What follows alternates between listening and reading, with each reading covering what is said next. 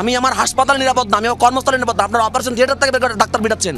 অনির্দিষ্টকালের জন্য সারা দেশের সকল হাসপাতাল কমপ্লিট শাটডাউন দিয়েছেন ঢাকা মেডিকেল কলেজ হাসপাতালের চিকিৎসকরা। 4 দফা দাবি নিয়ে আন্দোলন করছে চিকিৎসক ও ছাত্র জনতা।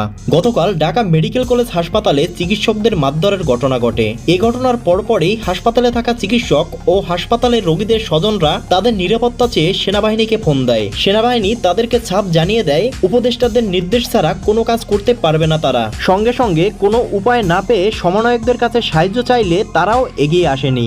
এরপর 3 দফায় হামলা করা হয় হাসপাতালে থাকা রোগী ও চিকিৎসকদের উপর। এতে এক রোগীর প্রাণহানি হয়েছে, মৃত্যুর ঝুঁকিতে রয়েছে কয়েকজন চিকিৎসক। এক পর্যায়ে মারামারি শেষ হলে ফিল্মি স্টাইলে সেনাবাহিনী হাজির হয় হাসপাতালে। সেখানে থাকা চিকিৎসক ও রোগীদের অভিযোগ, উপদেষ্টারা প্রথম কেন সেখানে সেনাবাহিনী মোতায়েন করেনি।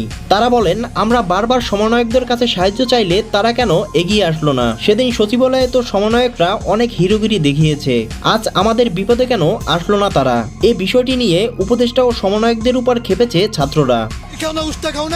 আন্দোলন সফল হয়েছে, এখন একজন বুক ফুলায় বলো সমন্বয়ক হাসপাতালে যাও মিয়া, খোঁজ খবর নাও, কয় টাকা দিছো হাসপাতালে তুমি?